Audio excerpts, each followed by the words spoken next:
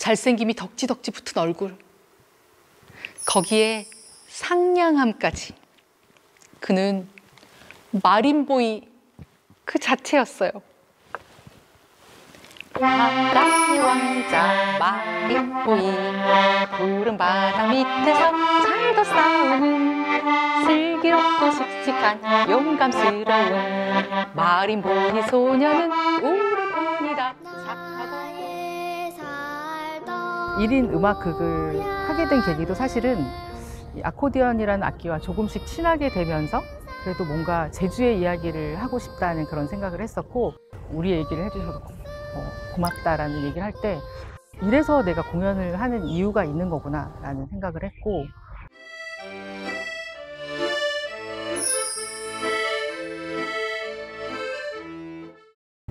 문화카페 오신 여러분 환영합니다.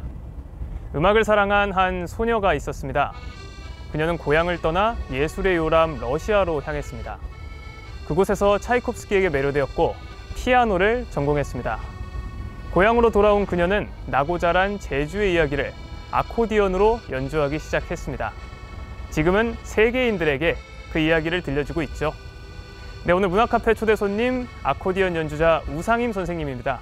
네, 선생님 안녕하세요. 안녕하세요. 네, 시청자 여러분께 자기소개 한번 해주시겠어요? 네, 안녕하세요. 저는 제주에서 나고 자란 예술가라고 저를 소개를 하고 싶은데요.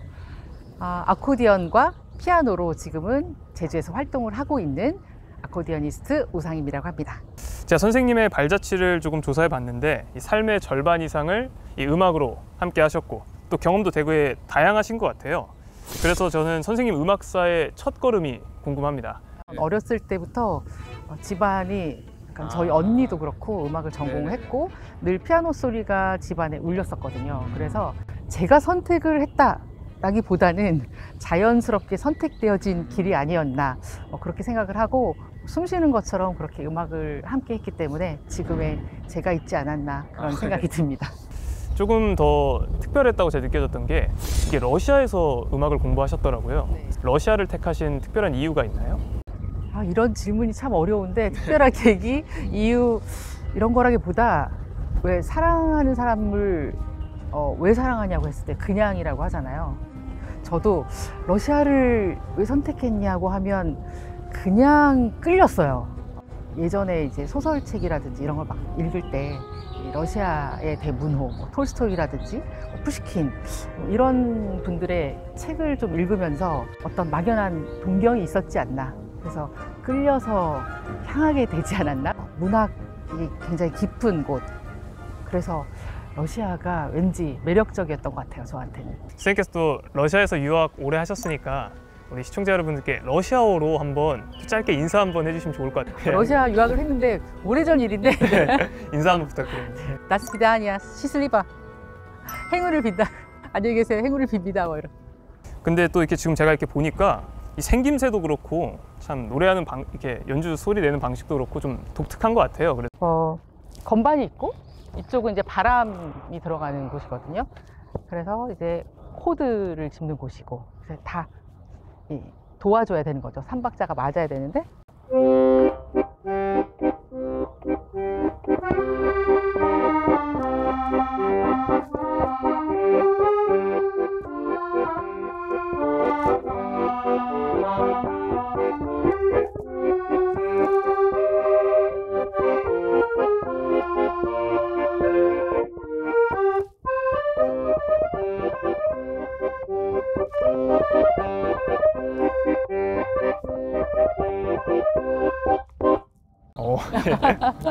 쇼스타코비치의 왈츠 앞부분을 제가 잠깐 연주를 해드렸는데, 모든 장르를 다 소화할 수 있는 악기거든요. 그래서 1인 오케스트라라고도 불려요. 이런 아코디언 같은 거 얼마나 하는지 좀 가격이 궁금한데요. 가격이요? 네. 이것은 한 900만 원대? 제 제자들은 더 비싼 악기를 많이 들고 있어요. 아마 작은 중고차랑 가격이 비슷할 정도로. 그렇죠. 네. 사실은 제가 초등학교 때 아코디언이라는 악기를 처음 보긴 했어요. 그렇지만 제대로 배워본 적은 없었거든요. 그런데 몸이 아픈 친구가 있었는데 생일 파티를 집에서 하고 싶은 거죠. 그래서 예술가들이 모여서, 저희 음악하는 친구들이 모여서 그 집으로 가서 이제 생일 공연을 해준 적이 있거든요. 그런데 그 친구는 이제 일어나지 못하는 친구였어요, 자리에서. 그 친구 집에 피아노도 없고, 그래서 저희가 이제 멜로디언, 뭐 핸드벨, 그러다가 아코디언이라는 악기를 생각을 해냈고, 그래서 그때 아코디언이라는 악기를 들고 가서 같이 연주를 했던 경험이 있어요. 그래서 뭔가 새로운 도전을 해보고 싶다 생각을 해서 아코디언이라는 악기를 배우기 시작을 했어요. 근데 그때 당시는 제주도에 아코디언을 배워주는 사람이 없었거든요. 제가 이제 일주일에 한 번씩 비행기를 타고 아코디언을 배우러 서울에 가서, 벌써 10년 전 얘기네요. 일주일에 한 번씩 가서 아코디언을 배우고 다시 돌아와서 연습하고 그 다음 주에 다시 가서 서울에 가서 배우고, 그런 시간들이 있었죠. 근데 지금은 제주도에도 아코디언 하는 분들이 꽤 있는데 그때는 찾을 수가 없었거든요. 그래서 그렇게 하면서 배우게 된 악기가 이제 지금은 저랑 아주 밀접한 관계가 있는 친한 친구가 됐습니다. 네, 이렇게 다채로운 매력을 가진 아코디언으로 선생님께서는 1인 음악극을 하고 계시잖아요. 일단 1인 음악극이 뭔지 한번 설명해 주시고, 그리고 그걸로 어떤 작품들을 지금 공연하고 계신지 이것도 좀 소개해 주시면 좋을 것 같아요. 좀 생소하실 것 같아요. 그래서 혼자 하는 모노 드라마는 많이들 아시잖아요. 혼자 독백하고 약간 비슷한 형식이라고 생각하시면 될 것 같아요. 그런데 거기에 이제 음악이 들어가는 거죠. 전 수영 잠수는커녕 물 공포증까지 있었어요. 어렸을 때 바다에 나가 놀다가 빠져 죽을 뻔한 경험을 한 뒤로는 목욕탕은커녕 욕조에도 들어가지 않았어요. 최대한 물과 많이 접촉하자.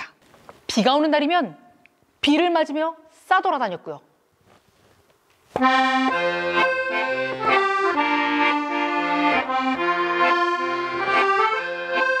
1인 음악극을 하게 된 계기도 사실은 이 아코디언이라는 악기와 조금씩 친하게 되면서 그래도 뭔가 제주의 이야기를 하고 싶다는 그런 생각을 했었고, 이 1인 음악극을 연출해 준 친구가 그런 자극을 많이 줬어요. 옆에서 제주의 예술가라면 제주의 사삼도 한번 얘기를 해야 되지 않겠냐. 그리고 뭐 해녀 얘기도 그렇고요.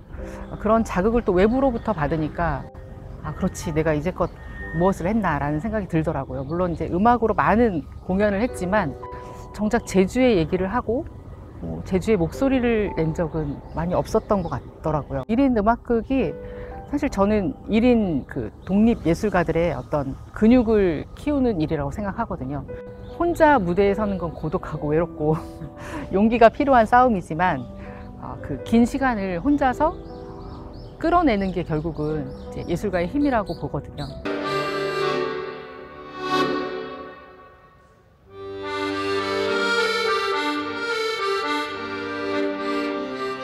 저희 아버지가 실제로 이제 피난민이셨어요. 제주도에 피난을 와서 저희 어머니를 만났거든요.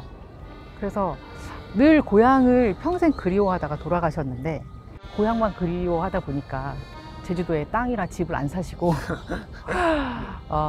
뭐 북한에 가면, 이북에 가면 땅도 많고 집도 있다, 늘 그리워하신 거죠. 이제 외로우니까 6남매를 낳으셔가지고 그중에 언니 오빠들이 늘 학교 가면서 우산을 가지고 와서 잃어버리고 그러면 저는 이제 우산이 없는 거예요.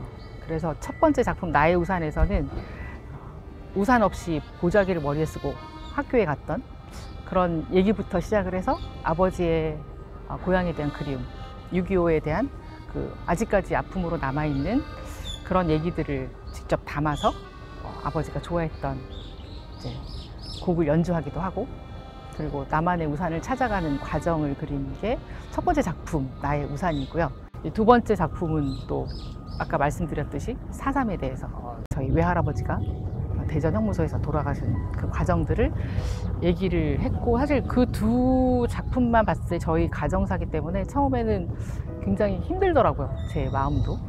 그런데 결국은 우리 이웃의 얘기고, 같이 아픔을 함께하고 또 기쁨을 함께하는 사람들의 얘기이기 때문에 내가 꼭 해야겠다라는 생각으로 두 번째 작품까지 마쳤는데, 4.3을 주제로 한 붉은 풍금소리라는 그런 작품이고, 세 번째 음악극은 이제 제주의 해녀 이야기를 꼭 담아보고 싶다라는 생각으로 코믹스러운 작품을 제가 도전을 해봤는데, 집에 오면 코로 풍선을 불었습니다. 폐활량을 늘리기 위해서요. 그는 마린보이 그 자체였어요. 바람의 왕자 마린보이 푸른 바다 밑에서 잘도 싸우는. 제가 해녀 도전 풍만기라고 해서 해녀로 도전을 해봤다가 이제 폭삭 망한 이야기, 실패의 경험담을 하면서 유쾌하게 좀 풀어보는 음악극이거든요. 근데 그 음악극을 통해서도 사실은 제주의 어머니들 그리고 해녀로서 살아갔던 그 과거와 현재 이야기를 관객분들과 소통하기 위해서 제가 세 번째 작품 해녀 도전 폭망기까지 만들었고, 1인 음악극이다 보니까 지금도 어디서 부르면 바로 달려갈 수 있는 준비가 되어 있는 그런 장점이 있고, 외롭고 뭐 고독한 작업일 수도 있지만 그만큼 혼자서 관객을 만나는 그런 자리이기 때문에 책임감도 있고 50분을 오롯이 관객과 만나면서 지난 어떻게 보면 감정을 공유할 수 있는 그런 자리가 아닌가라고 생각을 합니다. 좀 궁금한 게 이제 해외 공연도 많이 다니시잖아요. 뭐 미국 시애틀이나 또 뭐 독일도 다녀오셨다고 알고 있는데 뭐 기억에 남는 에피소드 같은 게 있으면 조금 더 언급해 주시면 좋을 것 같거든요.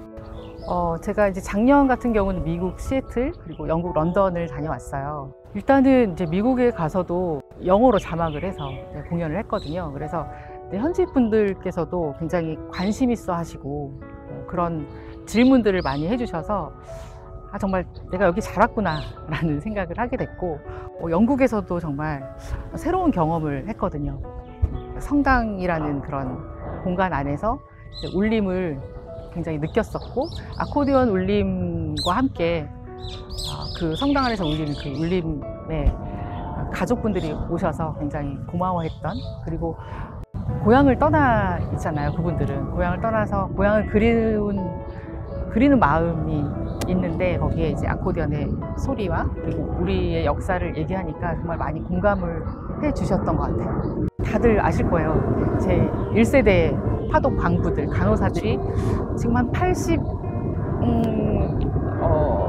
기준으로 평균으로 하여튼 나이가 그렇게 되신 분들이 굉장히 많이 모이셨거든요. 그런데 아직도 그 시대에 머무른 듯한 그런 순수한 마음으로 제 공연을 함께 해주셨고, 그리고 정말 요즘 같아서 더 그런 마음이 드는 것 같아요. 우리나라를 1960년대에 정말 살린 분들이라고 얘기를 해도 과언이 아니죠.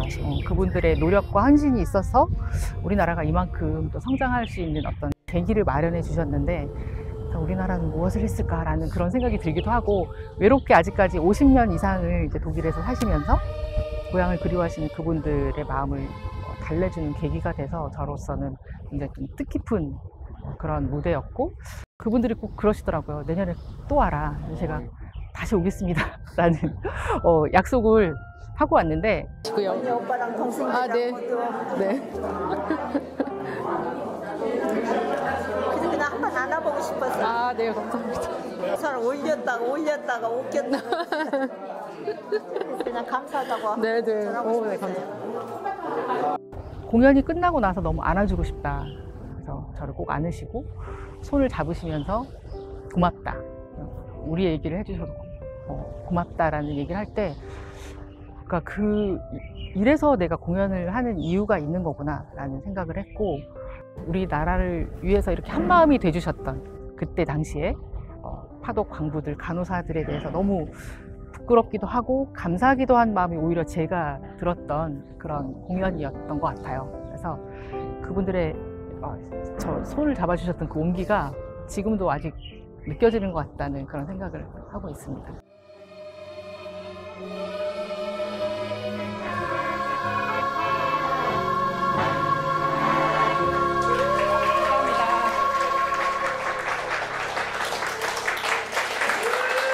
저의 어린 시절 우산에 얽힌 얘기를 베를린에 와서까지 하게 될 줄은 몰랐는데요.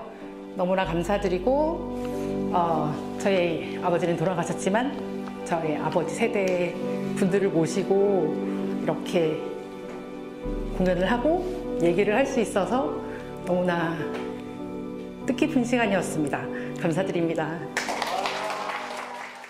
근데 이 1인 음악극이라는 게 사실 뭐 이렇게 좋은 점도 있지만 실제로 이거 하려고 하면 또 되게 혼자 하시다 보니까 어려운 점도 좀 있을 것 같거든요. 뭐 장소 대관이나 뭐 티켓 이렇게 판매? 자리를 채워야 되니까 솔직히 이런 거는 어떤 방식으로 1인 음악극이 이루어지나요? 사실 저는 제 공연을 보고 싶어하는 사람들이 직접 티켓팅을 하고 왔으면 좋겠다 그런 생각을 예전부터 하고 있었거든요. 정말 내가 보고 싶어서 내 돈 주고 티켓을 사고 시간을 내서 거기 가서 아티스트를 만나는 그런 과정이 필요하다고 봐요. 그러다 보니 쉽지는 않죠. 쉽지는 않아서 어려움이 많죠. 예를 들면 이제 재작년에는 이제 전국 투어를 한번 갔거든요. 한 10개 도시에 서울부터 시작해서 쭉 돌았는데, 그러니까 항상 거의 갈 때마다 저는 이제 초대권이 아니고 티켓팅을 해서 이제 와야 된다. 그래서 서울에 있는 제 조카들도 다 돈 내고 작은 아버지 친척들 네, 초대권 없습니다. 그냥 돈 내고 오십시오. 이렇게. 물론 마케팅이나 이런 것도 있지만 가장 중요한 건 어쨌든 예술가 자신이 실력을 키우고 또 앞으로 조금씩 나아가는 방향, 그리고 이제 그 문화 예술을 바라보는 시선들에 대해서도 조금씩 사람들이 바뀌어가지 않을까라고 기대를 하고 있습니다. 이제 선생님과 제가 이야기 나누고 있는 이곳 이 산지등대가 6년 전부터는 등대 역할은 하지 않는 걸로 알고 있어요. 근데 이 공간을 문화 공간으로 꾸리시게 된 어떤 계기 같은 게 있을까요? 사실 이 공간이 등대 역할을 지금 안 하는 게 아니고 무인 등대로 등대 역할은 하고 있어요. 지금 등대가 2개가 있는데 작은 등대는 이제 역할을 안 하고 있고 너무 오래돼서 100년이 지나서, 그쪽에 보이는 큰 등대는 무인으로 등대 역할을 하고 있어요. 그래서 지금 관사로 쓰던 곳이 지금 문화 공간으로 탈바꿈이 됐고. 여기 아까 말씀하신 고인들이 살아온 얘기를 그림으로 그리시고 네네. 또 쓰시고. 근데 이 공간이 그러면은 어떻게? 예전에는 이제 관사로 쓰던 공간인데 이제 리모델링을 해서 갤러리 공간으로 쓰고 있는 거죠. 그래서 산지등대 갤러리라고 보시면 되고. 옛날 골동품들도 있고 피아노도 있네요. 여기. 예. 피아노도 있고 책이고 이제 원화가 있는 거죠. 실제 애들이. 원화고 이게 모여서 이곳이 이제 산지등대 복합 문화 공간으로 불리고 있고, 제가 이제 여기 책임자 센터장 역할을 맡고 있습니다. 그래서 또 다른 책임감으로 이곳을 살려보기 위해서 열심히 노력을 하고 있는데, 3년 전부터는 이곳 이 무지개 의자가 있는 곳에서 산지등대 버스킹을 하고 있어요. 4월부터 9월까지 6개월 동안 계속 이제 하고 있고, 이게 3년째에 접어들었거든요.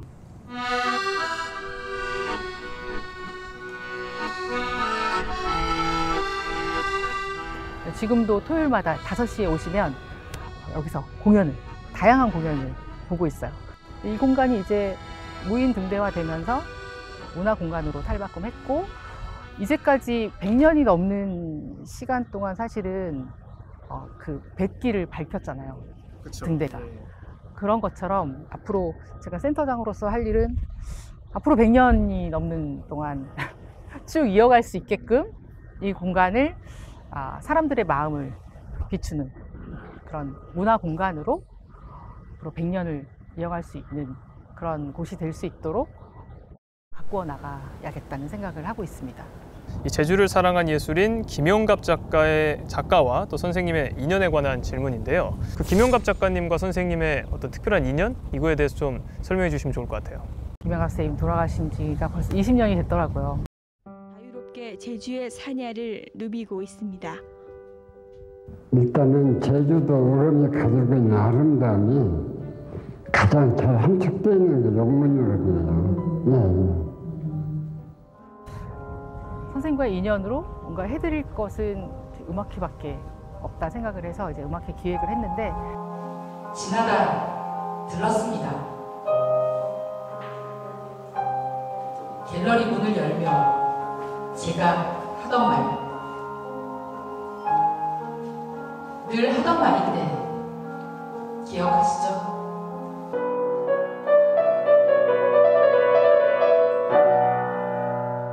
사실 이번에 제가 그랜드 피아노와 아코디언으로 연주를 했어요.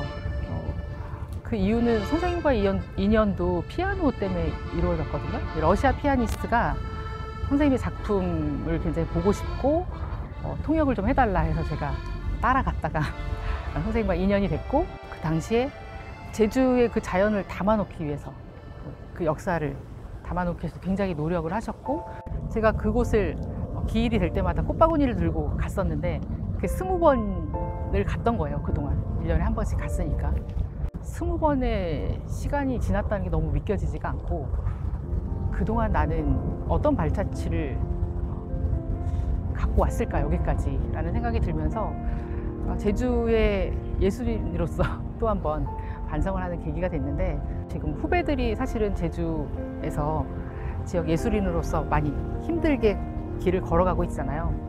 그래서 그들을 위해서 나는 무엇을 했나, 그리고 내가 걸어가는 방향이 그들에게 앞으로 어떤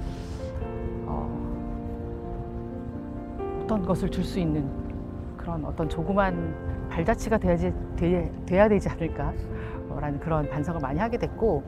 그럼 이제 마지막으로 이제 오늘 정말 많은 말씀해 주셨는데요. 도민들과 제주 예술인들께 한 말씀 해주시죠.